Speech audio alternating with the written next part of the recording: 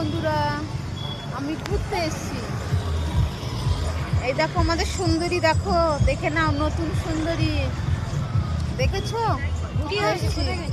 আর এই যে দুই সোনামা বসে আছে, পিছনে সবাই খেলা করছে। দেখো পিছনে সবাই খেলা করছে।